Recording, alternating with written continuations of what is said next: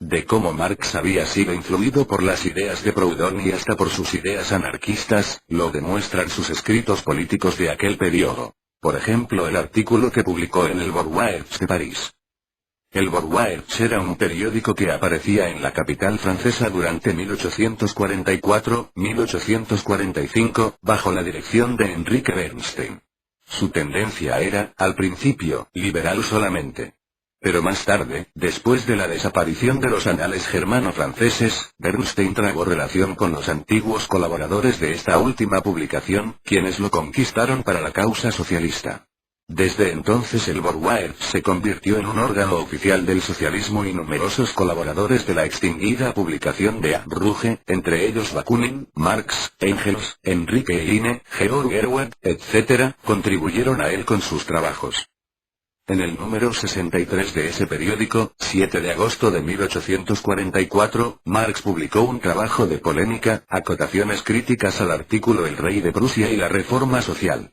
En él estudia la naturaleza del Estado y demuestra la incapacidad absoluta de ese organismo para aminorar la miseria social y para suprimir el pauperismo. Las ideas que el autor desenvuelve en ese artículo son ideas puramente anarquistas y están en perfecta concordancia con los conceptos que Proudhon, Bakunin y otros teóricos del anarquismo han establecido a ese respecto. Por el siguiente extracto del estudio de Marx podrán juzgar los lectores. El Estado es incapaz de suprimir la miseria social y anular el pauperismo. Y aun cuando se preocupa de este problema, si es que se decide a hacer algo, no dispone de otros recursos que la beneficencia pública y las medidas de carácter administrativo y frecuentemente ni siquiera eso. Ningún Estado puede proceder en otra forma. Porque para suprimir la miseria debería suprimirse a sí mismo, puesto que la causa del mal reside en la esencia, en la naturaleza misma del Estado, y no en una forma determinada de él como supone mucha gente radical y revolucionaria que aspira a modificar esa forma por otra mejor. Es un gravísimo error creer que la miseria y los terribles males del pauperismo pueden ser curados mediante una forma cualquiera del Estado. Si el Estado reconoce la existencia de ciertos males sociales, trata de explicarlos, ya sea como leyes naturales contra las que nada puede hacer el hombre, o bien como resultados de la vida privada, en la cual no puede inmiscuirse, o, también, como defectos de la administración pública. Por eso en Inglaterra la miseria es considerada como consecuencia de una ley natural, según la cual los hombres aumentan en proporción mayor a los medios de vida. Otros afirman que la mala voluntad de los pobres es la causa de su pobreza. El rey de Prusia, Federico Guillermo I, ve la causa de ello en los corazones poco cristianos de los ricos. Y la Convención, el Parlamento revolucionario francés, sostiene que los males sociales son la consecuencia del ánimo contrarrevolucionario que demuestran los propietarios. Por consiguiente en Inglaterra se castiga a los pobres, el rey de Prusia recuerda a los ricos sus deberes cristianos y la Convención francesa corta las cabezas de los propietarios. Además, todos los estados buscan la causa de la miseria en los defectos fortuitos o intencionales de la administración y por lo tanto creen posible reducir el mal mediante reformas administrativas.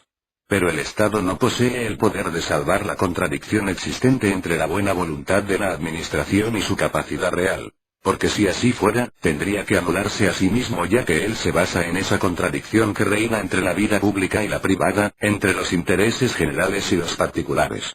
Por eso la administración se halla limitada por una función exclusivamente formal y negativa, pues donde principia la vida civil termina el poder de la administración. El Estado no puede impedir jamás las consecuencias que se desarrollan lógicamente a causa del carácter antisocial de la vida civil, de la propiedad privada, del comercio, de la industria y del despojo mutuo de los distintos grupos sociales. La bajeza y la esclavitud de la sociedad burguesa constituyen el fundamento natural del Estado moderno. La existencia del Estado y la de la esclavitud no pueden ser separadas. Del mismo modo como el antiguo Estado y la esclavitud antigua, contradicciones clásicas y francas, están íntimamente vinculados entre sí, así también el Estado moderno y el actual mundo de mercaderes, contradicción cristiana e hipócrita, están fuertemente aferrados uno al otro.